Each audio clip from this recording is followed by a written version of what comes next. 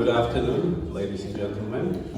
Thank you for joining us today, and welcome to the lecture series of the Kosciuszko Foundation Collegium of Eminent Scientists of Polish Origin and Ancestry. My name is Marek Skolimowski. I'm the President and Executive Director of the Kosciuszko Foundation. Today afternoon, we are hosting Professor Maria Siemionow, who is a Polish transplant surgeon and scientist who led a team of 8 surgeons through the world's first near-total phase transplant at the Cleveland Clinic in 2008. I'm proud to announce that yesterday, the Kosciuszko Foundation Board of Trustees conferred Professor Maria Siemionow as an honorary trustee of the Kosciuszko Foundation. Congratulations, Professor Siemionow. Over the decades, the Kosciuszko Foundation has added an impressive number of honorary trustees to its board, including such prominent individuals as Zbigniew Brzeziński, Czesław Miłosz, Andrzej Wajda, Maestro Krzysztof Penderecki, Dr. Hilary Koprowski, Magdalena Bakanowicz, General Edward Rowney, and most recently, Rafał Biński, Professor Frank Wilczek, and Professor Roald Hoffman.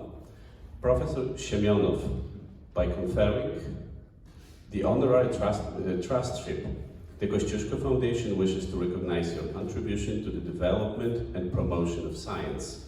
We also want to express our gratitude for being a member of Kosciuszko Foundation Collegium of Eminent Scientists and a supporter of our foundation. Thank you so much.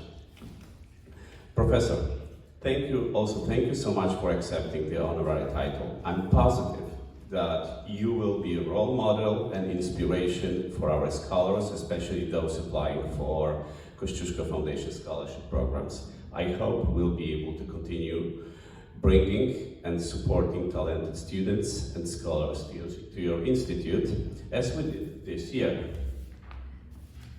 Let me also say a few words about our collegium. Hundreds of eminent scientists of Polish origin and ancestry reside in the United States. These scholars have excelled and achieved high recognition in diverse branches of science. While many are known for their outstanding work within the confines of their particular field of activity, little is known of their achievements by scientists working in other disciplines or to the general public in the US and in Poland. In order to bring deserved recognition to the achievement of Polish scientists, the Kosciuszko Foundation has established the Kosciuszko Foundation Collegium of Eminent Scientists, and the goal of Collegium are to honor eminent scientists of Polish origin and ancestry, to recognize, highlight, and publicize their achievements and important contribution to their respective fields of science, to identify, record, and catalog eminent Polish scientists and scientists of Polish descent residing in America, to establish and maintain the prestige of the Collegium. The criteria for the election of fellows are set at a very high level. Objective measures include numbers of publications, frequency of citations, age, Hirsch citations, impact factor, number of US patents, and ranking on professional website. Now, let me give the floor to the Vice President of the Kosciuszko Foundation, Ms. Ewa Zadworna, who will introduce Professor Siemionow. Originally, the introduction was supposed to be conducted by Dr. Hanna Roboczek-Helker, who couldn't join us today due to some health issues. Ewa, the floor is yours.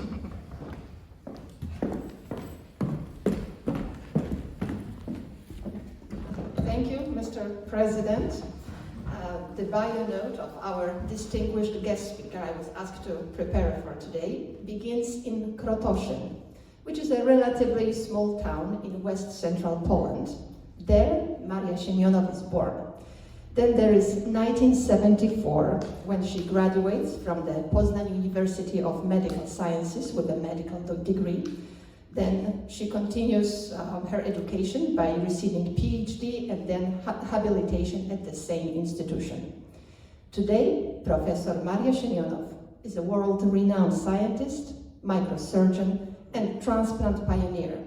In May 2020, she was featured on the Science Power list published by The Times.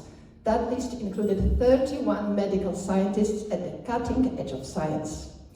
Her journey, which began from graduating from Medical Academy in Poznan to nowadays her being one of the world's most distinguished and leading specialists in her field, led through many stops and many phases. Did those include her work at some of the important international medical centers based in Helsinki, Finland, Louisville, Kentucky, and the leading US centers at the University of Utah, the Cleveland Clinic, and the University of Illinois at Chicago. This journey, viewed, interpreted, both literally and figuratively, is the title and the subject of her talk, so she will elaborate on it shortly.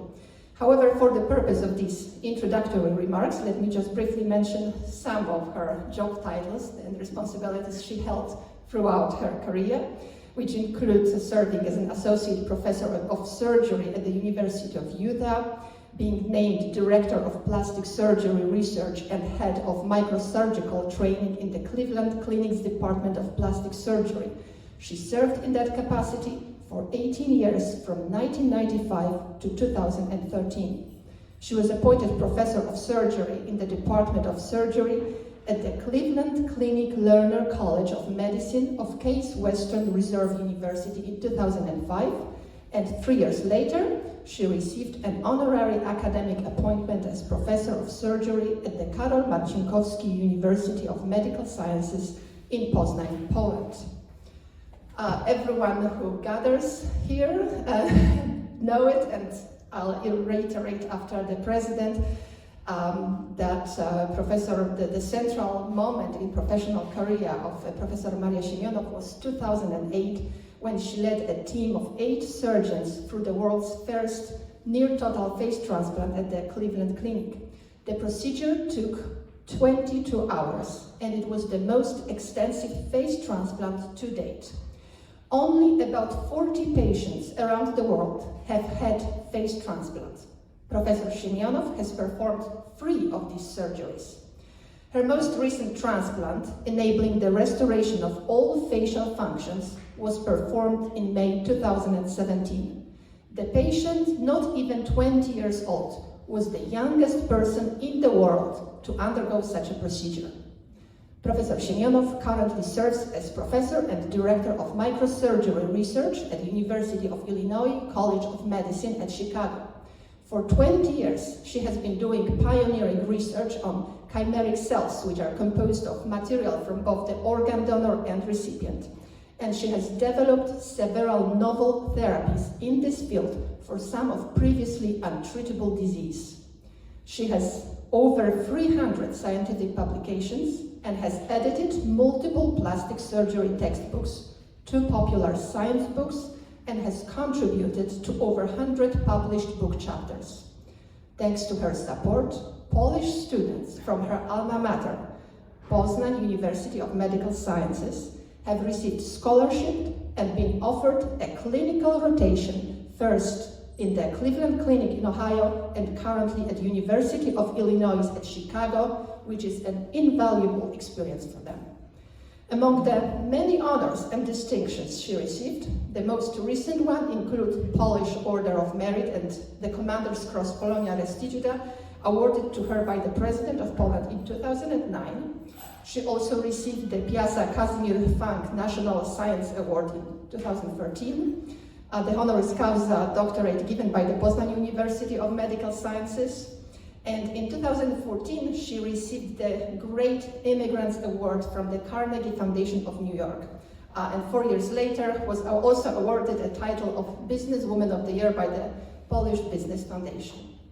Professor Siemionow was also recognized with the Kosciuszko Foundation's Medal of Recognition, which was presented to her during the foundation's ball, which took place at the Waldorf Astoria in 2009.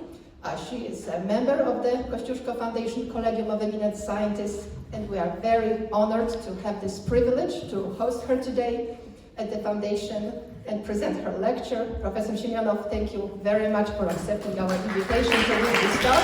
The floor is yours.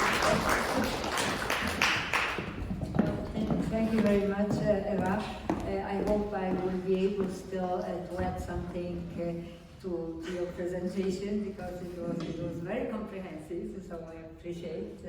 I also would like to thank Marek Skujmowski, the president of Kosciuszko Foundation, for great honor and privilege to be presented to the board, as well as thank you to the board for just approving my position as an honorary trustee.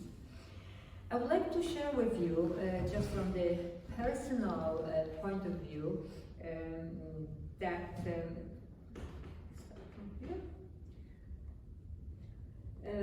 my journey in the US, but of course, as any journey, it takes a time. It's never anything is happening overnight. And I have just from the surgical point of view and from my interest and specialty, I would like just to share with you different type of challenges which I was encountering during my career, such as for reconstructive surgery. Of course, I would divide it and then share each of the challenges and how difficult to overcome they were, the scientific challenges, surgical, but also personal challenges. Because as we all know, nothing really is easy if we want to bring some innovations. So I would start from the fact where it all started. And of course, I graduated from the University of Medical Sciences in Poznan, Uniwersytet Medyczny Karola Marcinkowskiego w Poznaniu. And then, as you can see, I work in the Department of Orthopedics, and both in Poznan, Helsinki.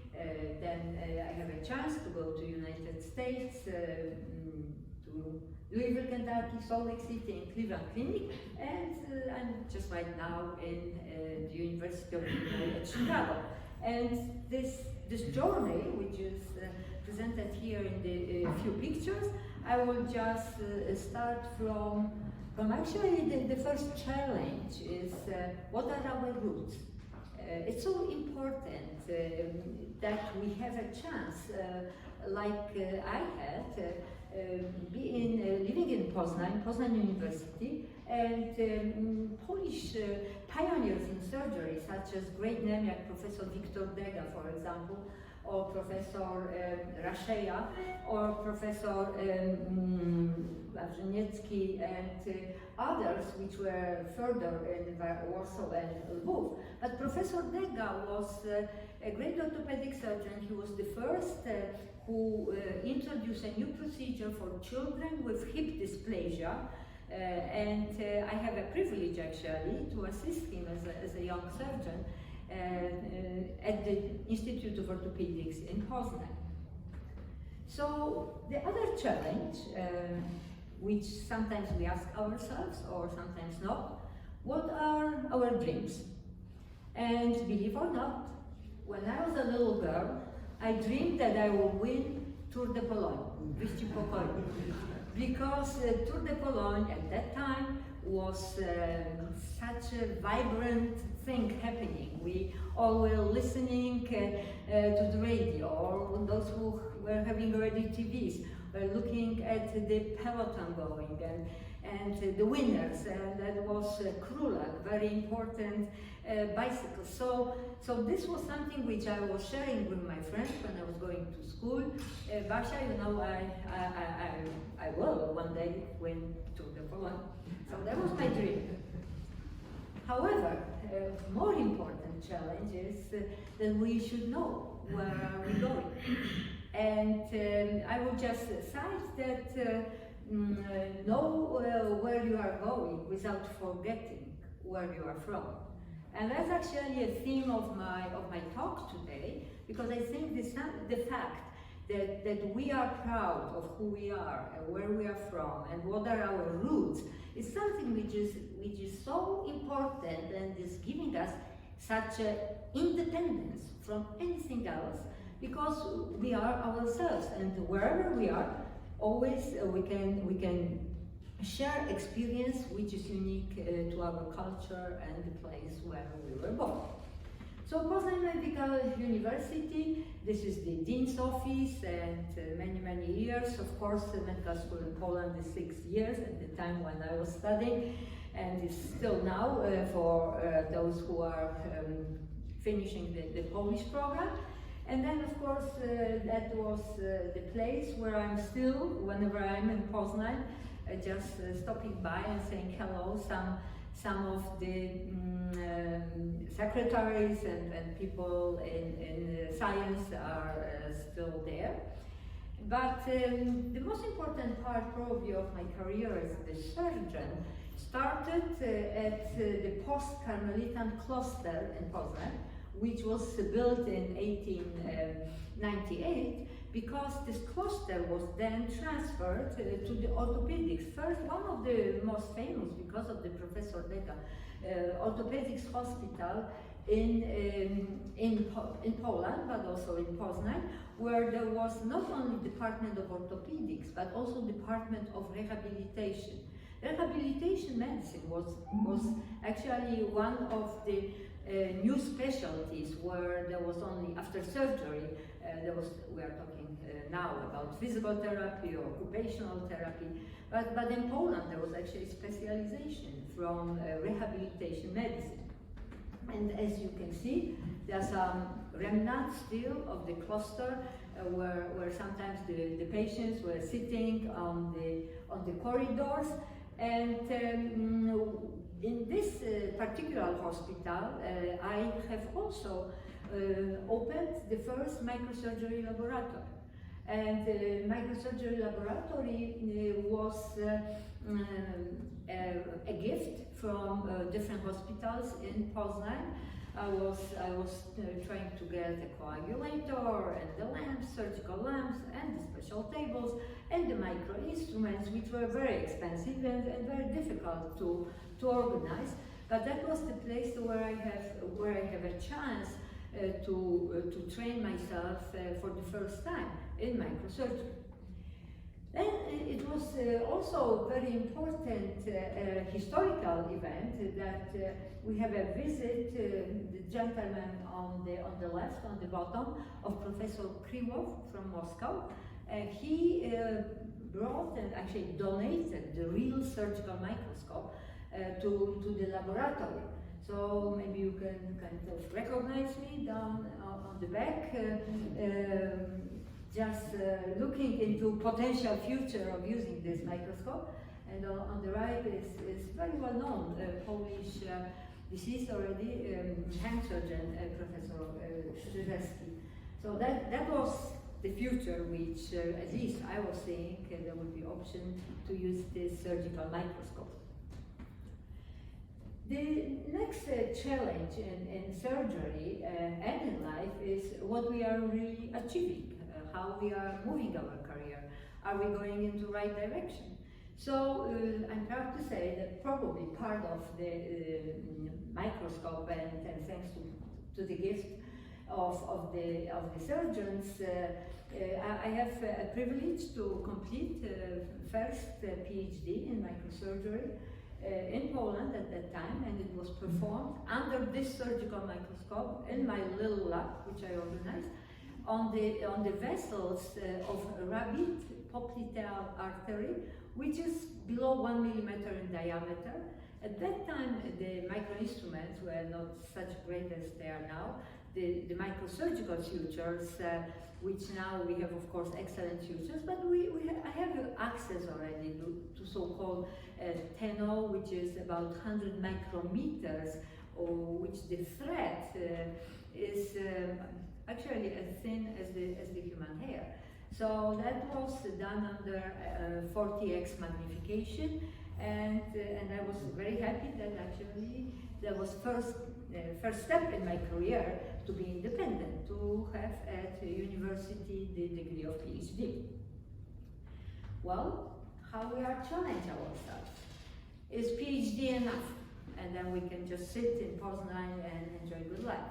Well, I didn't think so. I challenged myself numerous times. And the first and I would say difficult one was to get accepted to the rotation and fellowship in Hospital of Invalid Foundation in Helsinki, Finland. That was a challenge both from the perspective of being accepted, but also it was about three days trip from Gdańsk by Baltic Sea to Helsinki. Once it was actually in winter. I was there several times to learn and to be actually exposed to microsurgery.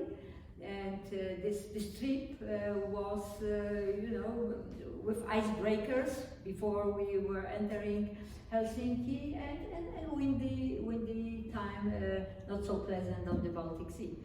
But that was a challenge, and the important part of this challenge was that one of the professors who was very well already known all over the world for performing microsurgical clinical cases.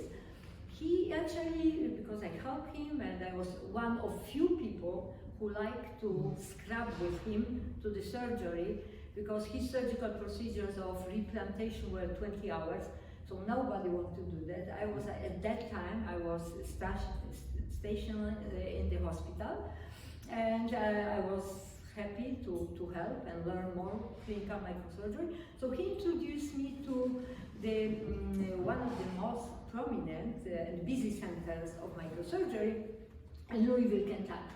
And that was the Kleinert Hand Care Center, where the time was that the hospital in which we as a fellows were trained was Jewish Hospital Medical Center, where the amputated hands, amputated fingers, amputated feet were sent by helicopter to Louisville, because there were not enough surgeons in other institutions who were performing these procedures.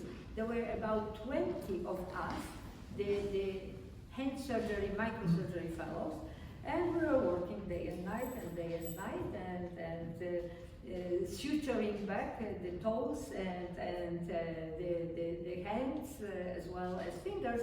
And the fact that we have so many cases was because of industrialization. At that time, Kentucky became a very well-known center for the agriculture, and the first corn pickers and the machine for agriculture were sent, but people didn't know how to use them. So the problem was that both unfortunately, during operation of these machines, many of the parts of the body were cut off, and we as a fellow have a privilege actually to help these patients with quite great success. We also have some fun, as you can see, my friends, 4 women. I was actually one of the first with other friends, Ellen Beatty, female fellow. So they didn't know how to call us, so they call us fellowettes, because we were just looking into the fact that now we have women surgeons, and we keep friendships. Ellen Beatty in the back, smiling. She's in Tampa, Florida. Kirkpatrick is actually Senator of Georgia, and Barbara LeBlanc is still practicing in London, Ontario. So these friendships are forever, and the parties were performed on the farm of Professor Harold Kleinert, who was very well known, a surgeon, and he was performing and actually inviting fellows like at least twice a month, because there were so many of us, so there were 10 and 10. So actually every 2 weeks, after very hard work, we enjoyed visiting Professor Harold Kleinert farm. But there was another challenge, because after Louisville, Kentucky, I was invited to become associate professor at the University of Utah in Salt Lake City. That was the climate have changed, the environment have changed, but that was also a very important part of my surgical journey, because I have a great mentor and friend, just recently deceased, Professor Graham Lister, who was the giant of hand surgery and microsurgery. And what I've learned over the time when I was in Salt Lake City, because Professor Lister was from Scotland. He was very strict, very particular, and he was a great writer and great teacher. He has contributed to several hand surgery books and many articles, and whenever, as an associate professor, whenever I was giving him the publication for evaluation, so in the beginning they were coming back random, so just to edit. And after several months, where I actually learned how the style of good publication in English, taught by Scott, will work. And after half a year, he just called me to his office and said, Maria, you don't need anymore, my edits, and the text came black. So that was one of the challenges and successes.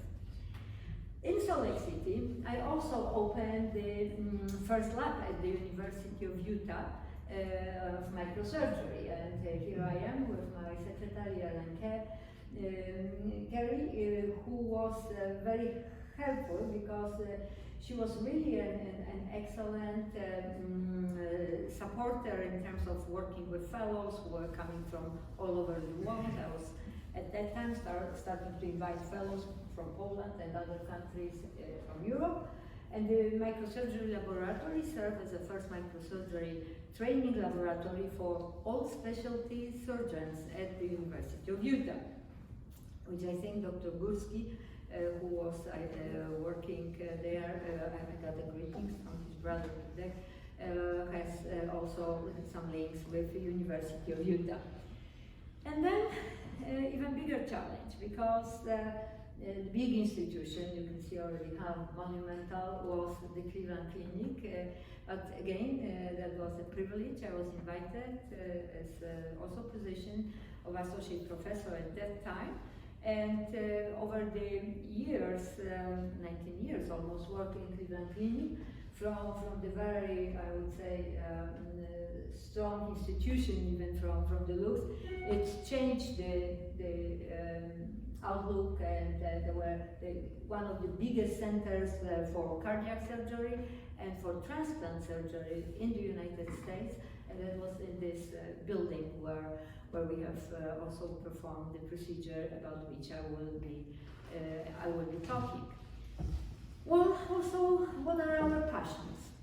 And the most important probably, and this is not trivial, but having Maria Skłodowska-Curie as a Polish woman, I don't like the word immigrant, but as a foreigner in the country, in France, she was really an inspiration, and is still, I think, for many of us, not only women, but scientists.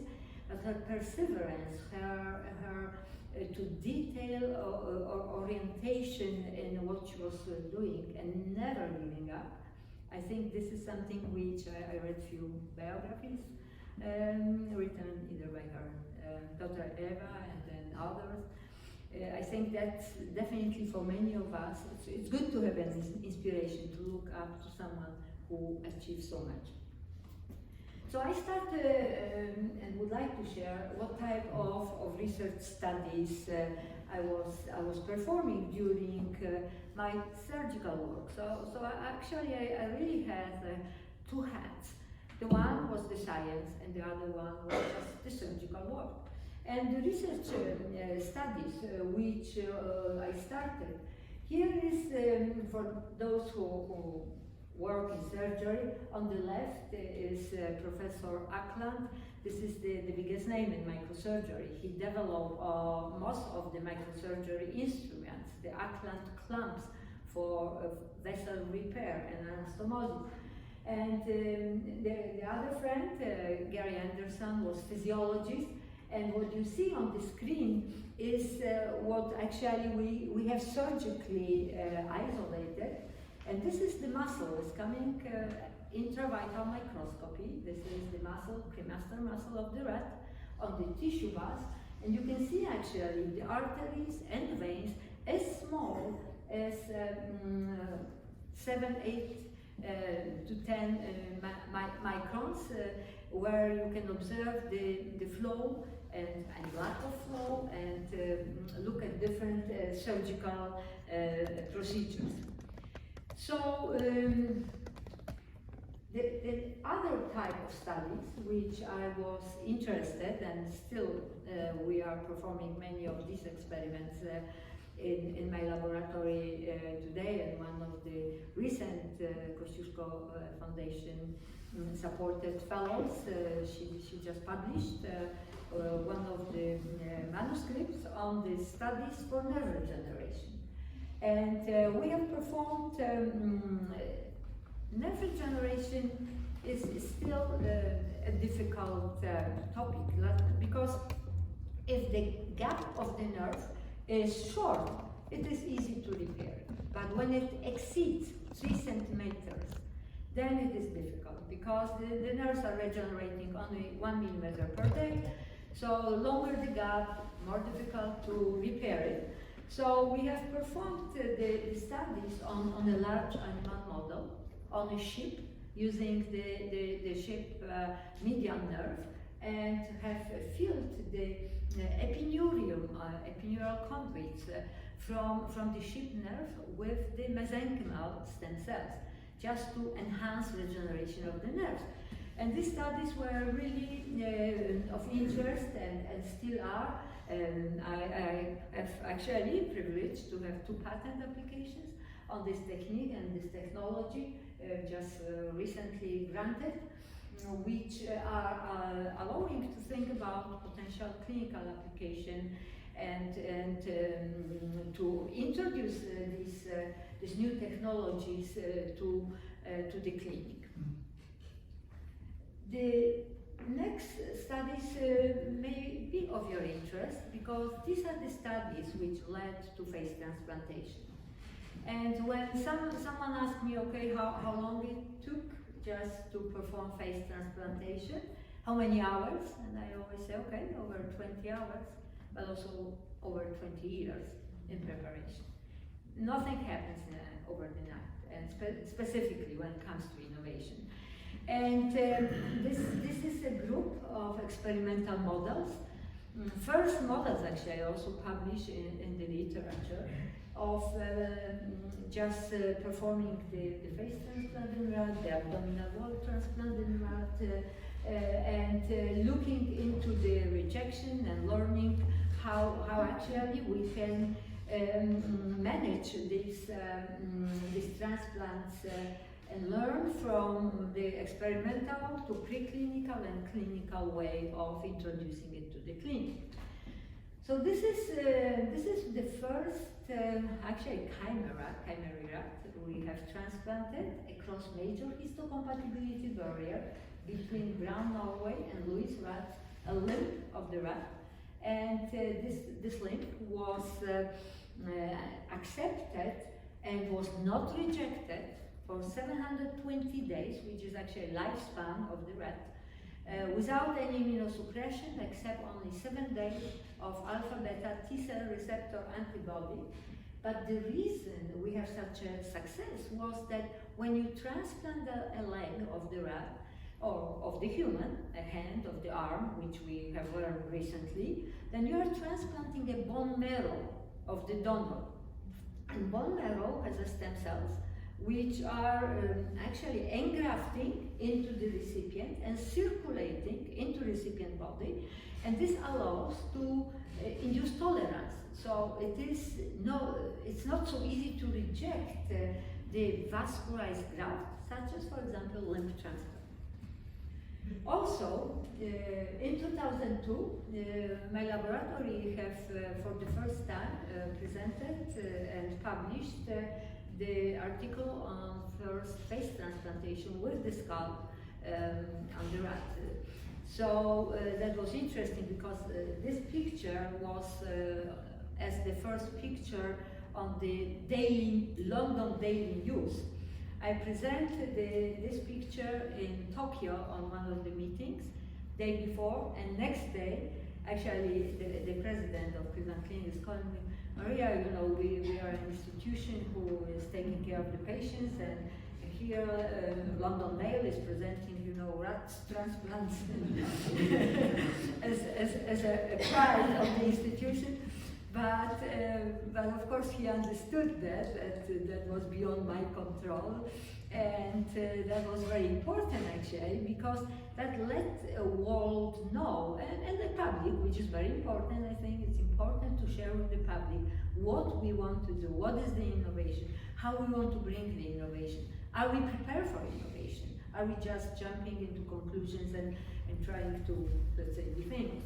So no, we work in the lab and have prepared many experimental models of transplantation, just because we want to mimic the clinical scenario of, for example, this experimental model is very relevant to patients who have a cancer of the head and neck, and all the tissues have to be removed.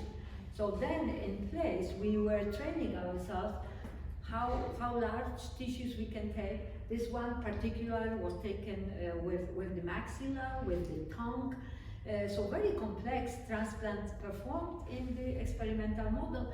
And I have to give credit to all my fellows and residents and trainees who, as I mentioned, and I'm grateful, are also supported in parts by Kosciuszko Foundation. So the transplant of the face in a rat is about 7 hours, takes about 7 hours. The arteries and veins are below 1 millimeter in diameter. So this is a hard on the experimental model, it's hard on the residents, and that's the reason we are also developing a model of half of the face transplantation, just to be ready for particular cases in the patient. And then I think this is the most important contribution from the scientific point of view. Of course, we know that the surgical contribution was the face transplantation, but this is the solar therapies, and Eva today presented that the chimeric cells is something which we are working in my lab with quite success nowadays. But this is showing that in order to induce tolerance and do not get rejection of the face, of the arm, but also kidney and liver and heart, we were taking a bone marrow from the donor and from the recipient. And by taking bone marrow, we were performing ex vivo in the Petri dish fusion, PEG, polyglycolic acid mediated fusion, and before transplantation we were just coloring and cells of the donor with the green, of the recipient in the red. After PEG fusion, the orange chimeric cells were created, and they were given as a supportive therapy for vascularized composite transplant of the face or of the abdominal wall. And as you can see here, this is multi-chimera. This is actually trimera. The bone marrow was taken from 3 different recipients. The cells were connected, and as you can see, you have Louis Brown rat, which is a little browny color skin. That's transplant on the vessels. On the other side is ACR. This is like a little gray color of the abdominal wall, transplant. And these animals were living supported with these chimeric cells for a long time without any immunosuppression. So we have created not only a chimera, like in Greek mythology, the monster with the head of the lion and the goat body, and the serpent, of course, of the full chimera. And this is a beautiful chimeric cells after fusion. The cells looks like that. You can see the color. You have a green, you have a red, you have a little orange, and you have two nuclei. So we have proven that these cells are truly chimeric cells and represent donor and recipient. And as such, as tolerogenic, because the body is a little confused by getting these cells, because they look a little bit like self and a little bit like a donor. So there is no open rejection of the graft, and maybe a face, a kidney, or the liver. And then, of course, one of the other challenges, which then when we develop our career, is how are we teaching others? Because that's an important contribution of all of us teachers. It doesn't matter if that's medicine or other specialties. So this is just showing that I've organized the international courses of microsurgery in Salt Lake City, Utah, where people from all over the world were coming. And the name of the courses is tricky, Micro-Ski Utah. And the micro part was the training in the morning till 1 o'clock, from 6 o'clock in the morning till 1 o'clock. The ski part was in the afternoon. The wine and cheese was in evening, and then at 6 o'clock next morning there was a micro, and then the ski, and then relax. So that was very popular, and I organized several of these courses, and they were popular among many actually big name microsurgeons coming from Australia, Europe, United States, or Brazil. And we are teaching also fellows. This is a group of mostly Polish fellows working in my laboratory. 2 of them already have completed PhD based on the studies performed in my laboratory. There are also 2 Turkish fellows, and they were very, very good actually. Turks are all Turkish fellows are always military trained. So they are this kind of yes sir or yes ma'am, and it's easy to work with them. As you know, Polish fellows not necessarily, but are learning. So that's a good experience, because when they work together in the one lab, they can see and actually learn a little bit how to accommodate to the needs of science, which requires really a perseverance and long hours of work.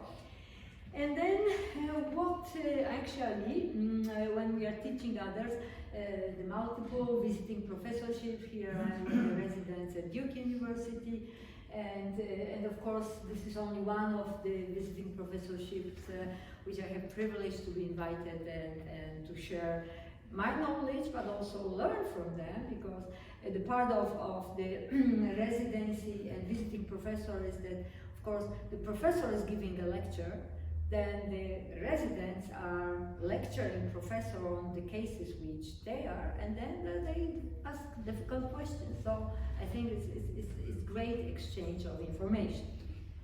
And then what are our clinical accomplishments? And in this case, my clinical accomplishments, I share with you, of course, the passion for research and different studies on nerve regeneration, on chimeric cells, as well as on the microcirculation.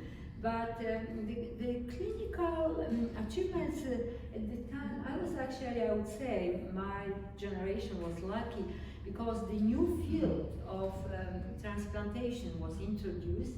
So reconstructive transplantation. Before we knew it's heart, it's kidney, it's liver, pancreas, but when I started to work on this transplants of the rats, then at the same time, the face transplantation, hand transplant, laryngeal transplant, abdominal wall, penis transplant, uterus transplant, lower extremity transplant, all this new field of called vascularized composite allograft. So, because they are transplants, but they're external transplants. And the beauty of these transplants is that you see actually what you do, and when the transplant rejects. When the kidney rejects, you have to take biopsy, you don't see it. But here, you know immediately what is happening, and that's how the experimental models help me and my team and friends to recognize the value of the medications which we are giving and rejection. It's also very important to have supporters, and when I was presenting for the first time the idea of face transplantation during the Congress of Composite Tissue Allografts in Tucson, Arizona, Professor Joseph Murray, still alive at that time, this is probably about 3 years ago, he was so supportive and he was so enthusiastic that actually he helped a lot to promote the way for this new era of transplant. He himself was a plastic surgeon. So he was not a general surgeon, he was a plastic surgeon. He performed the first kidney transplant between twin brothers in 1954, and he was a Nobel Prize winner for this fantastic achievement. So I work on the protocol for face transplantation, and over 1 year of going back and forth, I received the first in the world in 2004 IRB, Institutional Review Board, approval for face transplantation. But then, of course, I started the group of surgeons, and this is, as you can see, quite comprehensive team of surgeons, anesthesiologists, physiologists, but also media relation people, because they are very important when you present actually something new, innovative to the world. You want to be sure that the privacy of the patient, of the institution, that this is properly handled and not immediately leaked to the media. So that was my team. There was a team of people which were willing to work on this difficult program. As I said, in 2004, I was getting the privilege of approval of this transplantation of the face, but 4 years later, we have performed transplantation. So you can imagine what happened in the 4 years. In the 4 years, nobody wanted to believe, nobody wanted to give approval. The organ procurement organizations, such as like in Poland, it's called Transplant. Here, of course, in US, it is going through UNOS and organ procurement organization. People were afraid that when you transplant the face, then people will stop actually donation of other organs, because they were afraid that this is something that the face will be taken no matter what. And we have to go through the process of explaining to the families that this is not happening automatically. It's experimental protocol, the special consent is needed. And actually we received the consent from the family who was willing to donate the face, as I will present soon to our patients. So this is the team of colleagues who work, I have actually a privilege to lead them to this first face transplantation of the patient, Konika, who was shot from the short distance by her husband. And as you can see, there was actually a lack of three-dimensional facial structures, including a lack of the maxilla, and she was blinded one eye. She was living for 4 years on tracheostomy because she didn't have a palate, so she could only drink via straw, or she was having a gastric tube just for feeding. She didn't have teeth, so very brave, 43 years old woman when she was shot, and great patient. And that's actually, we knew, knowing her, how strong she is and how great personality she has. We have no doubt that she could be the first face transplantation recipient in the United States. So here is the 22 hours procedure performed by 8 reconstructive surgeons, transplant surgeons, and over 30 nurses and supporting staff. What we have taken, as you can see, it's the almost entire face of the donor in one piece. So nose, eyelids, upper lip taken together and then transferred to the patient. And as you can see, the patient before, then in the middle is 6 months later, but she still was on the steroids, on immunosuppression. So you can see that she has a little swelling of the face. And then 2 years after transplantation. So if you look into before and after, it is really rewarding for the patient who actually was not going out.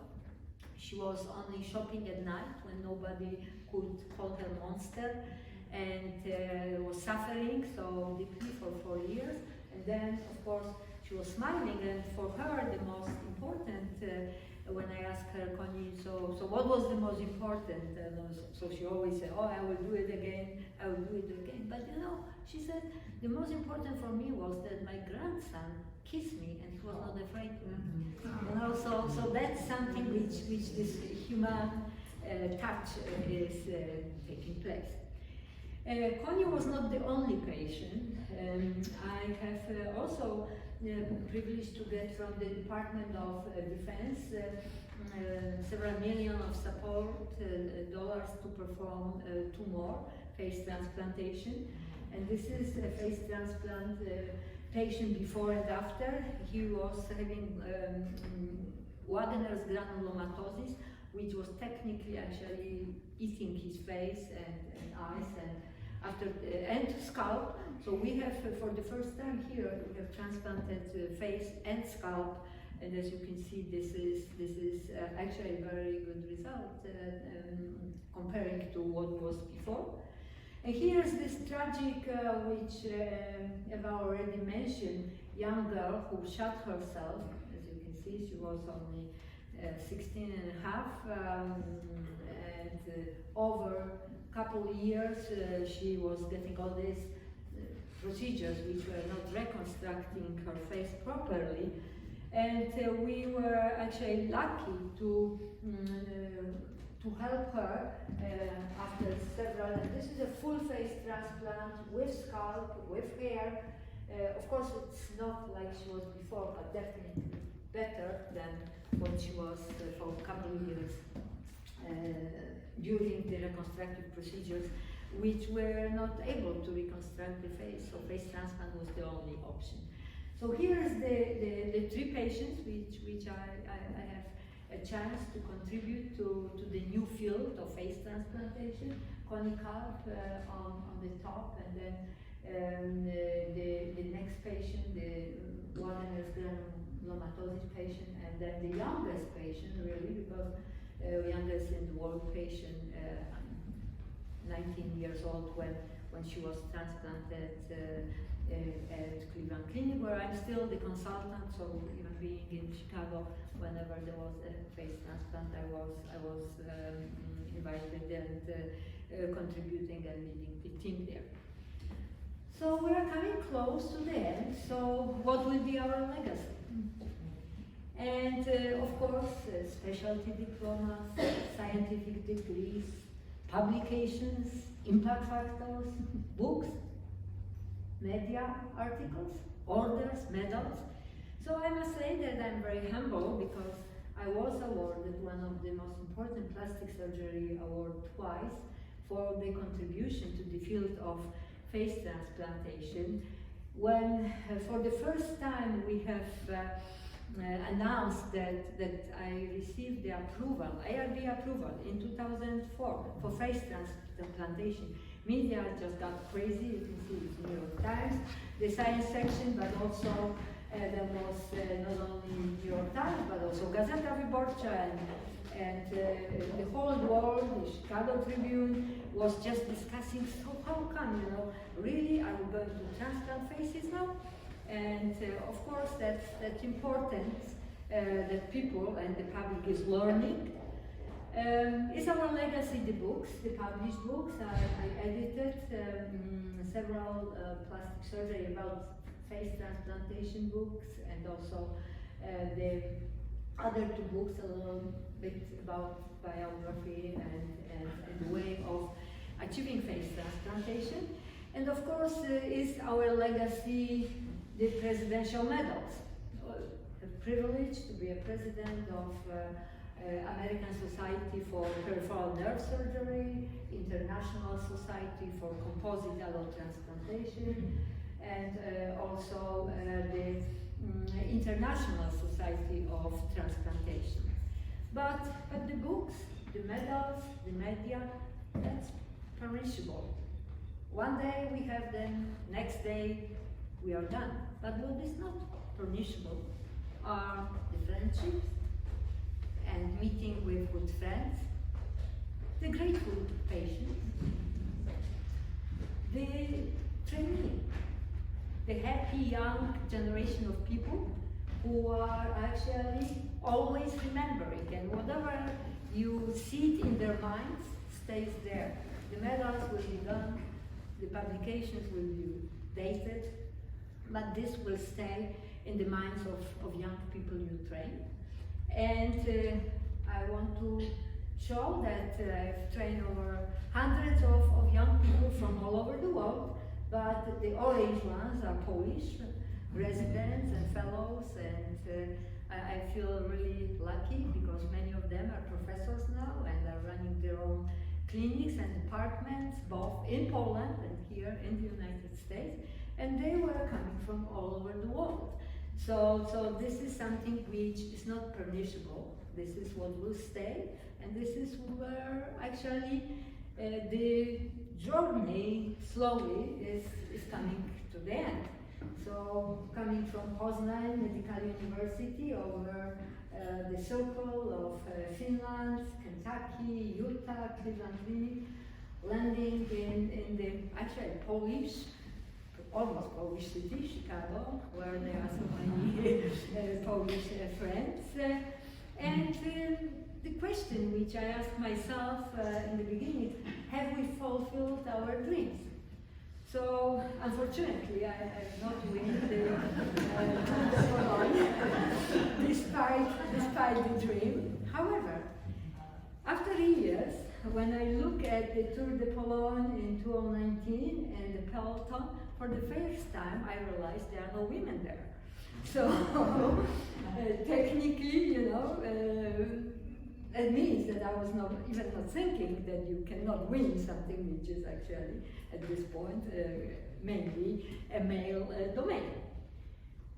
So I will end up that know where you are going without forgetting where you are from, and I really know where I am from.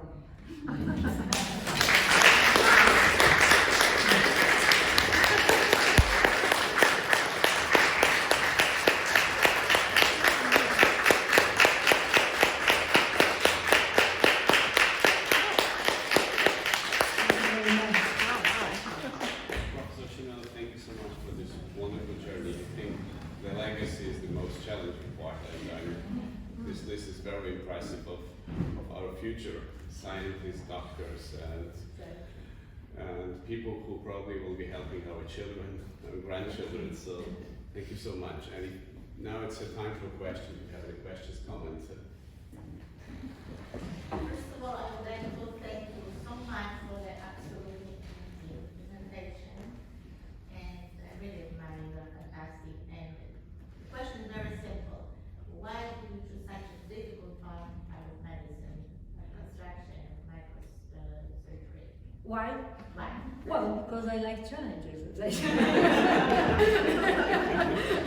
So thank you for simple question, but the answer is relatively simple.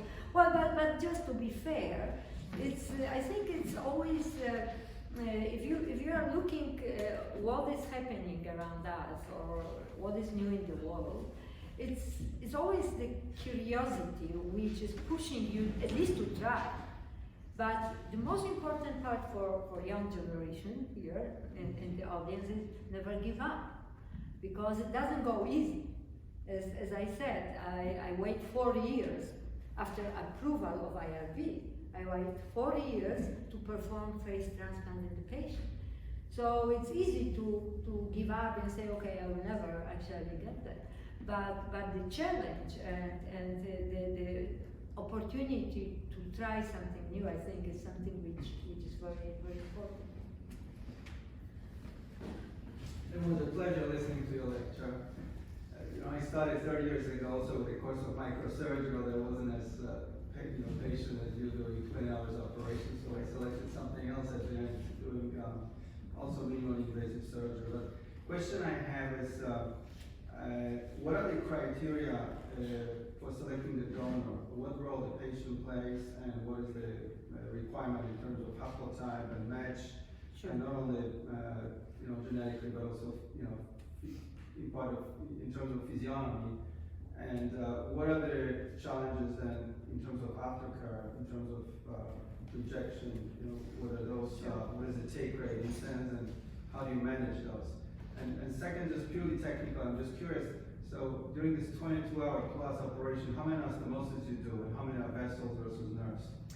Yeah, so I'll just respond to the first question. So technically, the match is the gender. I always, maybe it's not a good joke, but I always say that women don't want to shave, so we just take only women as a donor for women, and male as a donor for male. Actually, the gender, but also the race is important, because you, of course, would like to get at least the match of the color of the skin. And then the rest is really the anatomy related, based on each patient is different, so based on the computer prepared three-dimensional scaffold for the preparation of the donor. What we have done, of course it's short lecture, but we have performed about 40 cadaver dissections in the anatomy lab. After having the 3D print of the recipient, and looking into how much of the skin we need and what types of the subunits of the face we have to take. So this is the technical part is then not so difficult. I think the most important part is that the donor is not pre-sensitized immunologically, that the gender, the race is important, and the age not that much. We were looking into the other face transplants performed in the world. So our patient was actually the same age. So the donor and recipient was the same age, and we are lucky. Some of the colleagues who were performing somewhere else in the world, they sometimes have a 10 years of discrepancy, but it depends on the age of the patient. So the youngest patient was also having a donor pretty close in the age.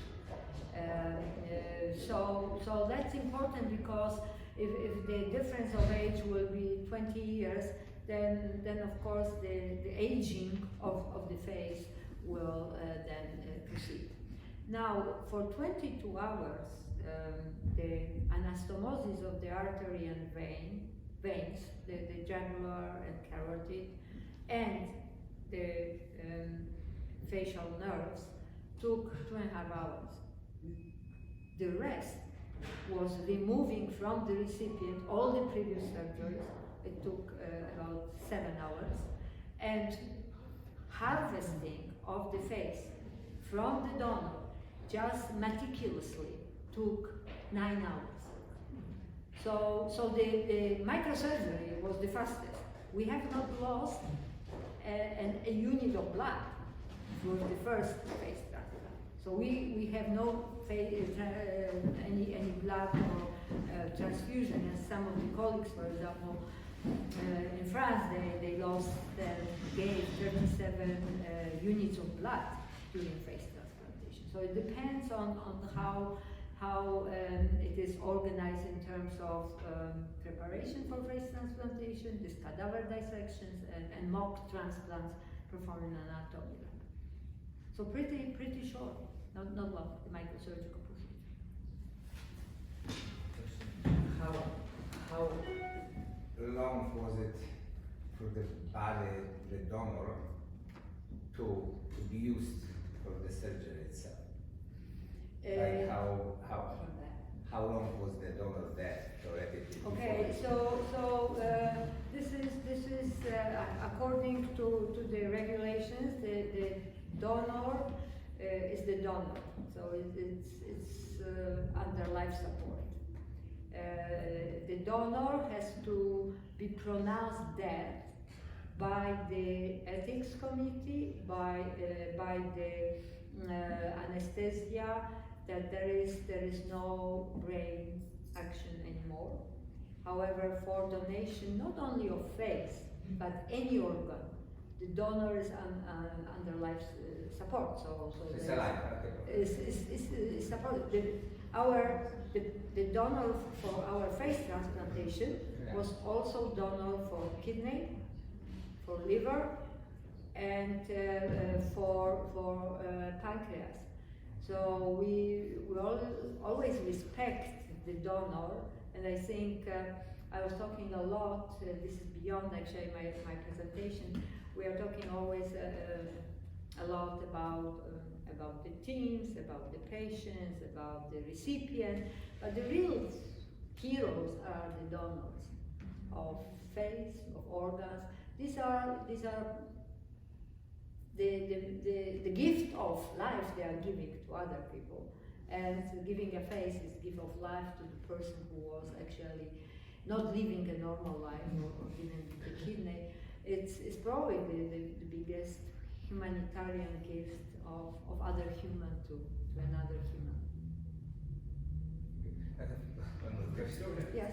Did you use stem cells in any of the No. procedures? No. The French people did, the French colleagues, for their face transplantation. We have okay. So again, from the ethical point of view, you do not try too many new things in one patient. So the face transplantation was a novel procedure. It was done in the United States for the first time. So the most important was to protect the patient by being technically very well prepared, to have, and that's also answering your question, a standard kidney protocol, which was used for the support of immunosuppression. So that was the induction with thymoglobulin, and then we're giving prednisone and FK506 to the patient. Our colleagues from the Department of Surgery, they were running this part because they have the most experience. And we decided that we will not use, even with very good results from my preclinical experimental studies, that we will not perform that during the first face transplantation. But colleagues from France, they have taken stem cells, not embryonic, just. Mesenchymal or? No, they were taking bone marrow. Bone marrow, and from bone marrow they were isolating CD34, the progenitor cells of the donor, and they were injecting the cells on day 4 and day 10 after transplantation. And in the beginning, they claim that probably this patient will have less rejection episodes. But then they shared it, good friends. They said, there was no difference. And in fact, then after time, they were thinking that maybe actually giving this extra protocol, which was out of standard protocol, was not harmful, but definitely not helping the patient. Thank you. Any questions? Having late, so maybe I missed your question. Assume that all organs, all the tests are perfect. Is any age limit for donor that you can donate him? So we have. I'm thinking about myself. If I want to donate, I have to die now, or I can wait. So we have in our protocol, we have age limit for the recipient, which was 65 years old, because we were looking again for the first cases that this person, if the person did not have any reconstruction until the age of 65, does he or she needs it for the last 20 years, let's hope, of their life, and lifelong immunosuppression. As the reason our first patient was 44 when she was shot and 48. The second patient was over 40 and the youngest patient was 19. So yes, so we have a limit, just 65 for, and nobody have. Are you talking about recipient? I'm asking about the donors. Donor has to match the recipient at least within 10 years span of difference. So if the donor will be, if the recipient will be 65, so the donor could be 55 to 75 theoretically. But again, we have not seen such advanced, I would say, mature, I would be polite, mature donors or recipients over 60 years old. And I think it will be very difficult, 10 years difference. yeah, it will be very difficult to make the donor stable. Because it is, of course, the procedure is on the living donor. However, even the young donor, it's a long procedure. It takes, as I said, it takes 20. The longest time is on the procurement of the face from the donor, and we have to be very supportive for our colleagues from transplant field, because they are people who are waiting for kidneys, for hearts, for livers, and we don't want to compromise by too long procedure of procuring the face the option for other organs to be procured at the same time. Just curious also, since it's such a rare overall part of surgeon medicine that we do, what are the referral sources that you're getting? Is it how do people find the opportunity for facial transplant? And I'm just curious, maybe really peripherally, it's silly, but how insurance companies are covering something like this, whether they approach in any way, or is it purely on the IRP? So no IRP. Yeah. The insurance companies are not covering, but as I was presenting, and actually very grateful to the Department of Defense for several $1 million, which allowed for 2 face transplantation. And the reason the Department of Defense was very interested in progress in face transplantation is because most of the young 20 years old veterans were coming without faces from the wars. So I actually visit the Brook Army Medical Center in San Antonio, the hospital, where there were about 20 young veterans who definitely just meeting with me as a potential candidate for face transplantation, and most of them were by the Sharple, either they lost half of the face or part of the face. But interestingly, they were not interested in face transplantation. And that's, I think, something which I'm proud to share, is that because they consider it as the scar of the war. And they didn't think that they would like, they want actually to be deployed again, they want to serve, they didn't, and if they would have a face transplant, they would be on immunosuppression, wouldn't be able to serve, so they were kind of feeling that they serve the country, and they would live like it. Do they transplant male genitalia too? Yes.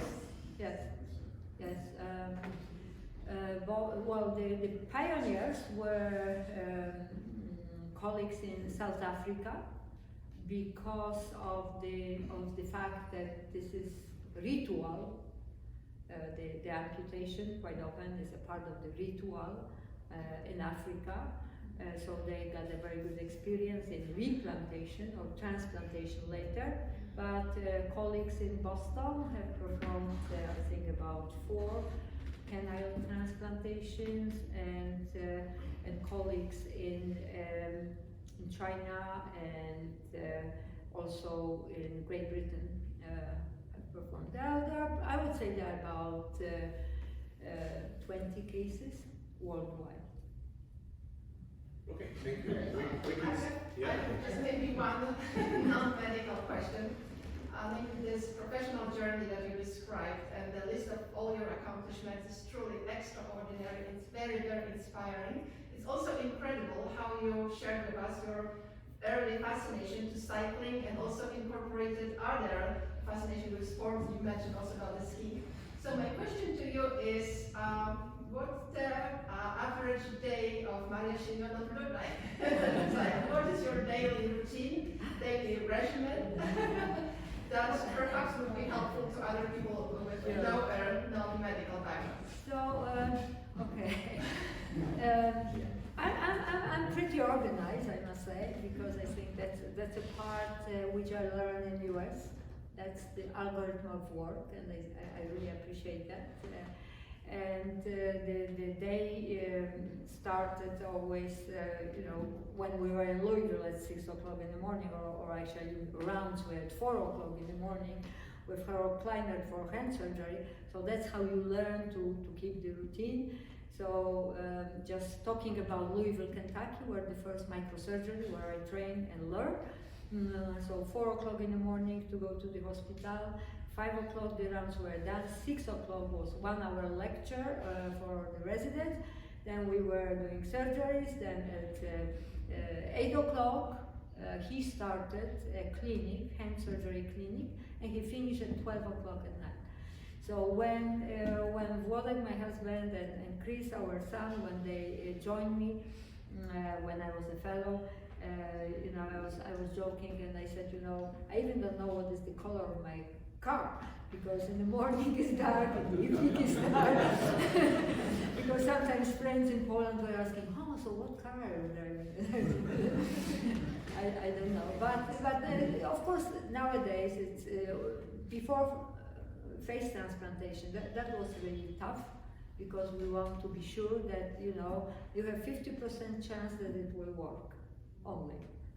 So it better works, correct? Because the whole world is watching. But the other thing is that the science, which is tedious and requires a long time and preparation, but I'm lucky to have all those young people put all these names, because without them, the work in lab will never happen, because there is no one woman work, like there was not one surgeon woman work. I saw all the colleagues who were supporters, and so long hours, long days, probably till 11 at night from early morning, but still enjoying visits in places like Kosciuszko Foundation, New York, traveling to Poland, and sometimes visiting by invitation my fellows who are now chairmen of departments, and sharing their families and their accomplishments, which is probably one of the most rewarding part of my career.